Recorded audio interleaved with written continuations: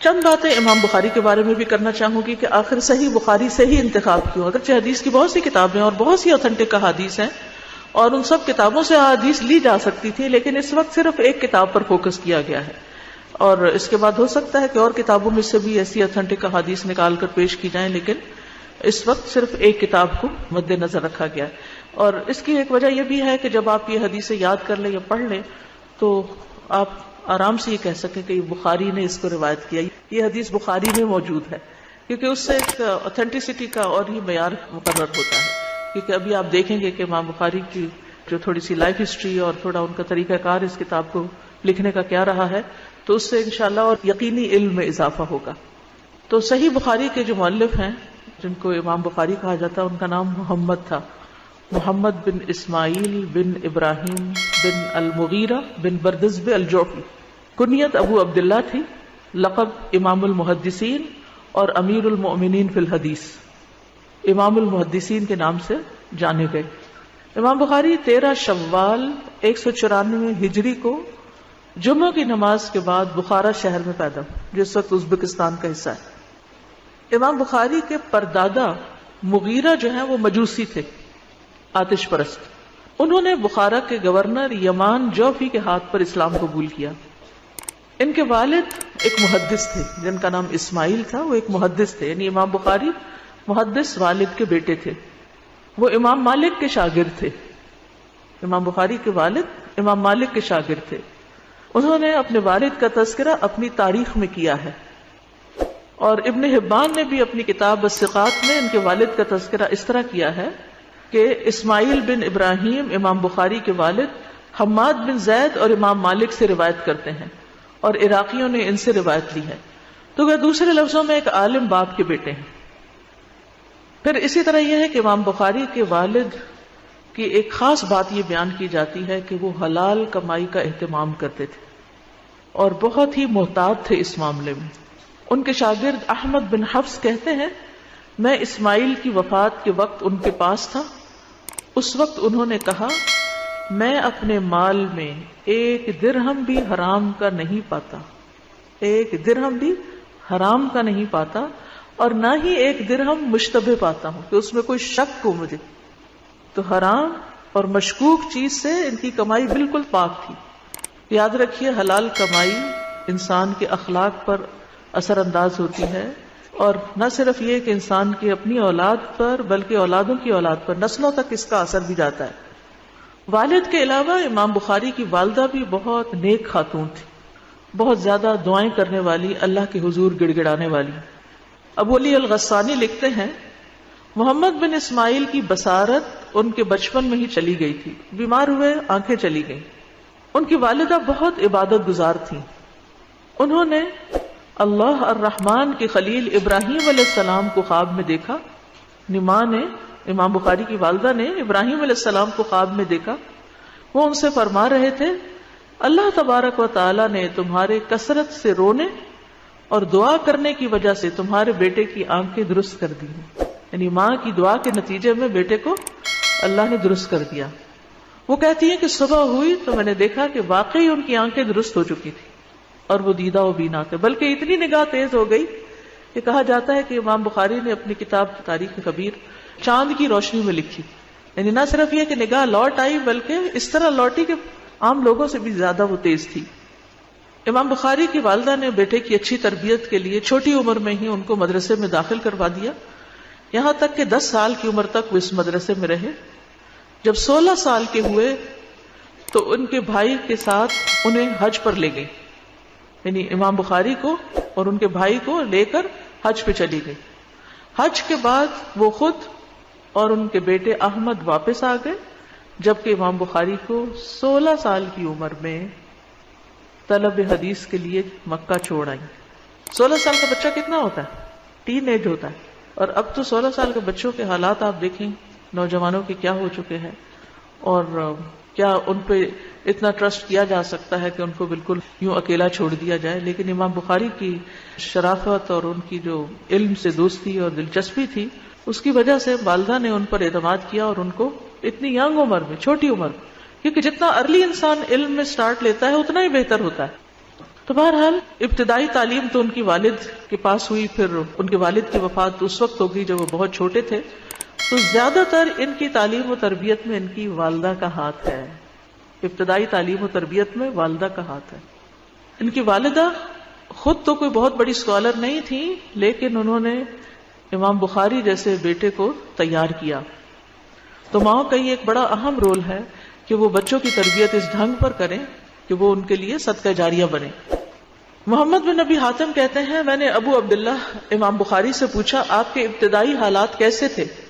انہوں نے کہا مجھے اس وقت حفظ حدیث کا شوق دیا گیا جب میں مکتب میں تھا.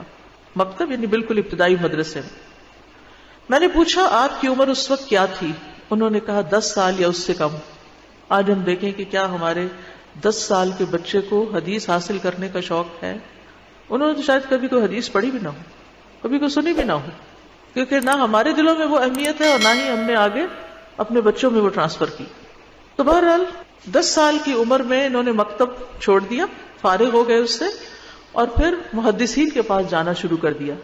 پھر جب اپنے شہر اور علاقے کے سارے محدثین سے علم حاصل کر چکے تو پھر حج کے موقع پر انہوں نے باہر کے محدثین سے علم حاصل کرنا شروع کیا. ان کا حافظہ جو تھا وہ بہت قوی تھا. بہت چھوٹی عمر میں ہی انہوں نے بہت ساری احادیث یاد کر لی تھیں.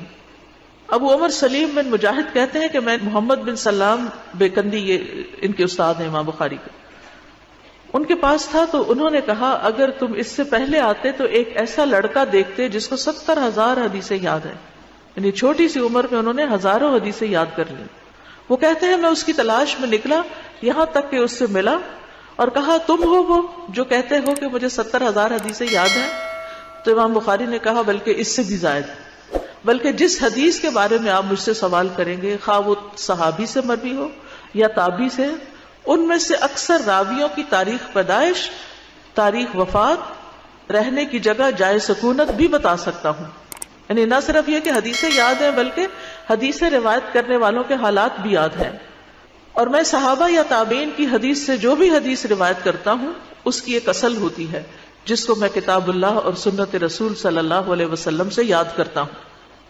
تو ابتدائی زمانے میں ہی ان کے حافظے کے بہت سے واقعات موجود ہیں. اگر آپ ان کی بایوگرافی پڑھیں تو انشاءاللہ آپ کو بہت ساری اور بھی نئی نئی باتیں پتہ چلے گی، کیونکہ ہمارا کورس احادیث سے متعلق ہے اس لیے میں بہت تفصیلات میں نہیں جا سکتی. لیکن ان کے حافظے کا اور ان کے علم کا حال یہ ہے کہ مشائخ بھی ان سے متاثر تھے. یعنی جو استاد تھے وہ اپنے اس شاگرد سے بہت امپریس تھے، اور بعض مشائخ اپنی غلطیوں کی اصلاح ان سے کرواتے تھے. پھر بعض اوقات مشائخ میں اگر کسی چیز میں اختلاف ہوتا تو وہ امام بخاری سے اس کا حل پوچھتے تھے. امام بخاری نے بہت سے علمی سفر کیے. 16 سال کی عمر میں جب حج کے لیے روانہ ہوئے تو بعد میں انہوں نے مکہ سے مدینہ کی طرف رخ کیا، وہاں تعلیم حاصل کی، اور وہاں مدینہ میں ہی تاریخ کبیر کا مسودہ چاندنی راتوں میں لکھا. ابن کثیر کہتے ہیں کہ امام بخاری 8 بار بغداد گئے. یعنی علمی سفر کے دوران 8 دفعہ انہوں نے بغداد کا سفر کیا، اور ہر بار وہ امام احمد بن حنبل کے ساتھ اکٹھے ہوتے، یعنی ان کے پاس بیٹھتے تو وہ انہیں بغداد میں اقامت اختیار کرنے پر آمادہ کرتے کہ آپ بھی بغداد میں رہ جائیں، کیونکہ بغداد اس وقت علم کا مرکز و منبع تھا. خطیب بغدادی کہتے ہیں کہ امام بخاری نے مختلف شہروں کے محدثین کی طرف سفر کیا. خراسان، عراق کے تمام شہروں میں کتابت کی، حجاز، شام، مصر اور بغداد میں کئی دفعہ گئے. بعض اوقات حصول علم کے لیے لوگوں سے بالکل الگ تھلگ ہو جاتے تھے. امام بخاری کہتے ہیں کہ حج کرنے کے بعد میں مدینہ میں 1 سال تک لوگوں سے بالکل الگ ہو گیا، نو سوشل لائف، اور اس دوران میں حدیث لکھنے میں مشغول رہا. پھر کہتے ہیں کہ حصول علم کے دوران وہ ہر سال حج کرتے تھے. وہ کہتے ہیں میں بصرہ میں 5 سال رہا، اس دوران میرے ساتھ میری کتابیں بھی تھی. میں ہر سال حج کو جاتا اور واپس آ کر تصنیف کے کام میں مشغول ہو جاتا. یعنی کام کیا تھا؟ لکھنا پڑھنا، حج کرنا، پھر واپس لکھنا پڑھنا، اور کوئی چیزیں نہیں. پھر علل حدیث کے ماہر تھے. امام بخاری امام مسلم کے ساتھ بھی بہت ان کا تعلق تھا، لیکن امام مسلم امام بخاری کے سامنے اس طرح سوال کرتے تھے جیسے کوئی بچہ سوال پوچھتا ہے. یعنی وہ بھی ان کے علم کے اور ان کے رتبے کے بہت قائل تھے.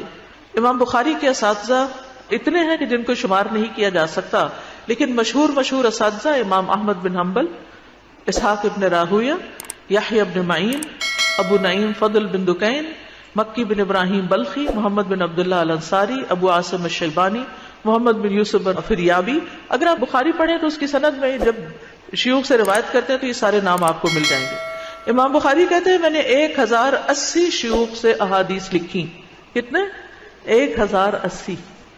اور کچھ ائمہ ایسے ہیں جنہوں نے امام بخاری سے پھر احادیث آگے روایت کی. امام ابو الحسن مسلم بن حجاج، ابو عیسیٰ الترمذی، ابو عبد الرحمن النسائی، ابو حاتم، ابو زرعہ، ابو بکر بن خزیمہ. امام فربری کہتے ہیں کہ امام بخاری سے 70,000 لوگوں نے حدیث کا سماع کیا. یعنی امام بخاری نے اپنی کتاب تیار کرنے کے بعد لوگوں کو جب پڑھانی شروع کی تو 70,000 لوگوں نے براہ راست آپ سے یہ کتاب پڑھی. حافظہ بہت قوی تھا، کم سوتے تھے، راتوں کو بھی حدیث کے علم میں مشغول رہتے. محمد بن یوسف کہتے ہیں ایک رات میں بخاری کے ساتھ ان کے گھر میں تھا. میں نے شمار کیا وہ ایک رات میں 18 مرتبہ اٹھے. انہوں نے دیا جلایا، وہ چیزیں یاد کرتے اور حاشیے میں لکھتے، سوتے جاگتے سوتے جاگتے. اگر ہم ایک رات بھی ایسے کریں تو اگلے دن سارا دن ہی شاید سوئے رہیں کہ آج ہماری نیند ڈسٹرب ہو گئی. لیکن اللہ سبحانہ وتعالیٰ جب کسی سے کام دیتا ہے تو اس کو ہمت بھی دیتا ہے. اپنے کام خود کیا کرتے تھے. وہ کہتے ہیں کہ ابو عبداللہ سحری کے وقت 13 رکعت نماز پڑھتے تھے، یعنی تہجد. جب بھی وہ اٹھتے مجھے نہ جگاتے. محمد بن ابی حاتم کہتے ہیں تو میں کہتا میں آپ کو دیکھتا ہوں کہ آپ اپنے اوپر ہی نماز کی تیاری کی ذمہ داری ڈالتے ہیں، مجھے نہیں جگاتے. تو انہوں نے کہا کہ تم جوان آدمی ہو، مجھے اچھا نہیں لگتا کہ تمہاری نیند خراب کروں. کھانے میں بہت سادگی تھی. اصل میں یہ ساری باتیں بتانے کا مقصد یہ ہے کہ جب انسان کو بڑا کام کرتا ہے تو پھر اس کے ساتھ اس کی باقی زندگی کیسے ہوتی ہے. ہماری دلچسپیاں پہننے، اوڑھنے، سیر و تفریح، میل ملاقاتیں، باتیں، فون، ادھر ادھر، ان چیزوں کے ساتھ ہیں. پھر ہم کہتے ہیں اللہ تعالیٰ ہم سے کوئی بڑا کام لے لے. یعنی اپنے کو نہیں بدلتے، بس صرف آرزویں اور تمنائیں رکھتے. جبکہ کام کرنے والے اپنی بہت سی دل پسند من پسند چیزوں کو چھوڑ دیتے ہیں اپنے رب کی خاطر، اپنی آخرت کی خاطر، لوگوں کی خدمت کی خاطر. ابو الحسن یوسف کہتے ہیں کہ ایک مرتبہ محمد بن اسماعیل بیمار ہو گئے. ان کا قارورہ طبیبوں کو دکھایا گیا. انہوں نے کہا یہ قارورہ ان عیسائی درویشوں کے قاروروں سے مشابہ ہے جو سالن استعمال نہیں کرتے. تو امام بخاری نے تصدیق کی اور کہا میں نے 40 سال سے سالن نہیں کھایا. اگر ہمیں ایک دن سالن کے بغیر روٹی کھانی پڑے تو پھر ہم کیا کریں گے. انہوں نے اس کا علاج پوچھا کہ بیمار ہو گئے، کوئی علاج بتائیں. تو طبیبوں نے کہا اس کا علاج سالن ہے، ان کو سالن کھانا پڑے گا. تو انہوں نے علاج سے انکار کر دیا. حتیٰ کہ شیوخ اور دیگر اہل علم نے مجبور کیا تو روٹی کے ساتھ شکر لگا کے کھانے لگے. محمد بن ابی حاتم کہتے ہیں کبھی امام بخاری پر ایسا دن بھی آتا وہ سارے دن میں ایک روٹی بھی نہ کھاتے تھے. البتہ کبھی 2-3 بادام کھا لیتے. مسالے دار ہنڈیا اور بھنی ہوئی اشیاء سے پرہیز کرتے تھے، کیونکہ جب انسان کو کھا لیتا ہے پھر سستی طاری ہو جاتی ہے، پھر سینے میں جلن ہونے لگتی ہے، پھر اس کے اوپر کچھ اور کھانا پڑتا ہے، پھر انسان کام پر فوکس نہیں کر سکتا. اسی طرح مساجد کا احترام کرنے والے تھے. ایک دفعہ کسی نے دیکھا ان کی داڑھی میں ایک تنکا سا ہے تو انہوں نے نکال کے نیچے پھینک دیا. امام بخاری نے اپنی نظر اس پر رکھی اور اس کو اٹھا کے اپنی آستین میں رکھ لیا اور مسجد سے باہر جا کر پھینک دیا کہ اگر میری داڑھی میں تنکا نہیں ہو سکتا تو مسجد میں کیسے پھینک سکتے ہیں اس کو. تو یہ ایک تقویٰ کی علامت ہے. اسی طرح جرح کرنے میں بہت محتاط تھے. جب کسی کے اوپر حکم لگانا ہوتا، فیصلہ کرنا ہوتا کہ کوئی راوی کیسا ہے تو کہتے ترکوہ، یعنی محدثین نے اس سے روایت نہیں لی. انکرہ الناس، لوگوں نے اس پر انکار کیا ہے. المتروک، چھوڑ دیا گیا. فیہ نظر، اس کے بارے میں یعنی کہ ایک اور اوپینین ہے. سکتوا عنہ، لوگ اس کے بارے میں خاموش ہیں. لیکن وہ بہت ایکسٹریم الفاظ استعمال نہیں کرتے تھے کہ وداع یعنی جھوٹی حدیثیں گڑھنے والا، یا کذاب بہت جھوٹا. یعنی جب کسی کے بارے میں کوئی اس کا فیصلہ کرنا ہوتا ہے کہ اس راوی کا درجہ کیا ہے تو بہت احتیاط کے ساتھ. آج آپ دیکھیں کہ ہم کسی کے بارے میں بھی بات کرتے ہوئے کسی کی چھوٹی سی غلطی پر اس کو بہت بڑے بڑے لقب دینے لگتے ہیں اور بڑی بڑی باتیں کرنے لگتے ہیں. دونوں طرح سے تعریف میں بھی زمین آسمان کے خلافے میں لاتے ہیں، اور اسی طرح اگر کسی پہ تنقید کرنی ہو تو اس میں بھی ہم حد سے بڑھ جاتے ہیں. فلاں کافر ہے، فلاں خارجی ہے، فلاں ایسا ہے، فلاں ایسا ہے. ان معاملوں میں زبان کو بڑی احتیاط سے استعمال کرنے کی ضرورت ہے. امام بخاری آپ دیکھیں فیہ نظر، اس بندے کا معاملہ مشکوک ہے. زیادہ زیادہ آپ کیا کہہ سکتے، اس کا معاملہ مشکوک ہے. یہ باتیں سنت سے مطابقت نہیں رکھتی. اگر کسی کے متعلق آپ دیکھتے ہیں کہ وہ سیدھی رستے سے ہٹا ہوا ہے تو احتیاط کے ساتھ اس کے بارے میں کوئی بات کریں. امام بخاری کہتے ہیں جب سے مجھے پتا چلا کہ غیبت حرام ہے میں نے کبھی کسی کی غیبت نہیں کی. وہ کہا کرتے تھے مجھے امید ہے کہ میں اللہ سے اس حال میں ملوں گا کہ وہ کسی کی غیبت کرنے پر میرا مواخذہ نہیں کرے گا. یعنی اتنے کانفیڈنس کے ساتھ کہتے تھے. تو اس سے یہ پتہ چلتا ہے کہ وہ کانشیسلی شعوری طور پر غیبت سے بچتے تھے. آج ہم میں سے کون یہ دعویٰ کر سکتا ہے کہ میرے اعمال نامے میں کوئی غیبت نہیں کسی کی؟ تو جس طرح لقمہ حرام انسان کی شخصیت کے اندر بگاڑ پیدا کر دیتا ہے، مزاج میں بگاڑ پیدا کرتا ہے، اسی طرح زبان کا غیر محتاط استعمال جو ہے وہ بھی انسان کے اندر سے تقویٰ دور کر دیتا ہے، اور پھر کاموں میں برکت نہیں ہوتی، زبان میں تاثیر نہیں رہتی. تو اس لیے بہت ضروری ہے کہ ہم جو دین کا کام کرنے والے ہیں، دین کے طالب علم ہیں، پڑھنے پڑھانے والے ہیں، ہم اپنی زبان اور اپنے لقمے اور ان چیزوں کے بارے میں بہت محتاط رہیں. امام بخاری بہت باریکی کے ساتھ اپنا محاسبہ کرنے والے تھے. محمد بن ابو حاتم کہتے ہیں ایک دفعہ ہم فربر میں تھے، تیر اندازی کے لیے سوال ہوئے. ہم ایک راستے کی طرف نکل گئے جو نہر کے دہانے کی طرف جاتا تھا، تو ہم تیر چلانے لگے. امام بخاری کا تیر پل کی اس میخ یا ستون کو جا لگا جو نہر کے اوپر تھا، وہ ستون پھٹ گیا. جب وہ ابو عبداللہ نے یہ دیکھا تو اپنے جانور سے نیچے اتر آئے، ستون سے تیر کو نکالا اور تیر اندازی چھوڑ دی، اور ہمیں کہا واپس چلو. ہم ان کے ساتھ واپس گھر آ گئے تو انہوں نے مجھ سے کہا کہ ابو جعفر مجھے تم سے ایک کام ہے، کیا تم وہ پورا کرو گے؟ میں نے کہا جی ہاں، آپ کا حکم ماننے کے لائق ہے. کہا بہت اہم کام ہے. اور وہ چڑھائی چڑھنے والوں کی طرح لمبے لمبے سانس لے رہے تھے، یعنی ان کا سانس پھولا ہوا تھا. انہوں نے ان کو جو ہمارے ساتھ تھے کہا تم ابو جعفر کے ساتھ جاؤ یہاں تک کہ تم بھی اس کام میں اس کی مدد کرو جس کا میں نے اس سے مطالبہ کیا ہے. تو میں نے کہا کہ وہ کیا کام ہے؟ انہوں نے کہا کیا تم مجھے ضمانت دیتے ہو کہ پورا کرو گے؟ میں نے کہا سر آنکھوں پر. انہوں نے کہا تم اس پل کے مالک کے پاس جاؤ، پھر اس سے کہو ہم نے ستون میں خرابی ڈال دی ہے، ہم چاہتے ہیں کہ آپ ہمیں اجازت دے دیں کہ اس کی جگہ اس کو بدل دیں یا آپ ہم سے اس کی قیمت لے لیں، اور جو غلطی ہم سے ہوئی ہے آپ اس کو معاف کر دیں. حمید بن اخضر فربری اس پل کا مالک تھا، تو اس نے کہا ابو عبداللہ کو میری طرف سے سلام پہنچا دو اور انہیں کہہ دو کہ جو آپ سے کوتاہی ہوئی ہے وہ آپ کو معاف ہے. اور کہا میری تمام ملکیت آپ پہ فدا ہے اگرچہ یہ کم ہے. میں نے کہا میں اپنے آپ کو جھٹلاتا ہوں کہ ایسا کام نہیں ہوا کہ آپ نے اسی درخواست کی، مگر میں یہ پسند نہیں کرتا کہ آپ ایک ستون کے بارے میں یا میری ملکیت کی کسی چیز میں مجھ سے جھجک پائیں. تو میں نے ان کا پیغام امام بخاری کو پہنچا دیا. ان کا چہرہ چمک اٹھا، روشن ہو گیا، خوش ہو گئے، اور اس دن انہوں نے اجنبی لوگوں کو، مسافروں کو 500 حدیثیں سنائی اور 300 درہم صدقہ کیے. اب ہم ذرا اپنے آپ کو رکھ کے دیکھیں ہمارا تقویٰ کہاں ہے.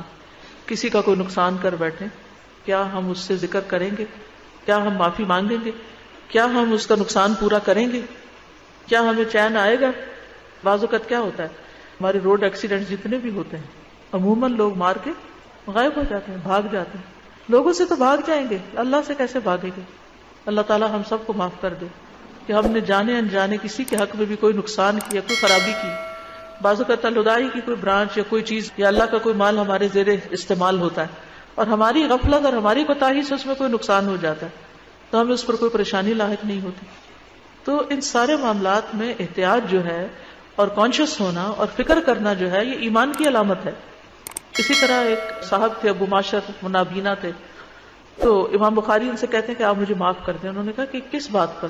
انہوں نے کہا ایک روز آپ ایک حدیث بیان کر رہے تھے، میں نے آپ کو دیکھا کہ آپ بہت خوش تھے اور آپ اپنا سر بھی ہلا رہے تھے، تو میں اس پہ مسکرا دیا، آپ تو مجھے نہیں دیکھ سکتے تھے. تو انہوں نے کہا ابو عبداللہ اللہ آپ پر رحم کرے، میں آپ کو معاف کرتا ہوں. اور بعض اوقات کوئی دیکھ نہیں رہا ہوتا تو ہم اس کے اوپر ناک منہ بھی چڑھا لیتے ہیں اور اشارے بھی کر لیتے ہیں اور ہنس بھی لیتے ہیں اور زبان سے بھی غیبت کر لیتے ہیں اور اس کی پرواہ بھی نہیں کبھی کرتے کہ ہم گناہ کا کام کر رہے ہیں. اسی طرح اپنے کردار کی بھی حفاظت کرنے والے تھے. ایک دفعہ کسی سفر کے دوران ان کے پاس اشرفیوں کی ایک تھیلی تھی، تو ان کے ساتھ ایک شخص جو تھا اس کو پتہ چل گیا کہ یہ اس کے پاس ہے، تو اس نے سفر کے دوران شور مچانا شروع کر دی. سمندر کا سفر تھا کہ میری تھیلی گم ہو گئی. امام بخاری کو جب یہ پتہ چلا کہ یہ شخص اب ان پہ الزام لگائے گا کہ تھیلی امام بخاری کے پاس تھی، یعنی ان کی اپنی تھی، لیکن اس شخص نے جھوٹا کلیم کر دیا، تو لوگ کشتی والوں کے پیچھے پڑ گئے کہ کس نے چرائی. سب کی تلاشی ہونے لگی. امام بخاری میں اتنی دیر میں وہ تھیلی جو تھی وہ سمندر میں پھینک دی. تو تھیلی تو کسی سے بھی نہیں نکلی، سب کا سامان دیکھ لیا گیا اور باہر تو کوئی گیا نہیں تھا. تو سب پھر اس شخص کو ملامت کرنے لگے.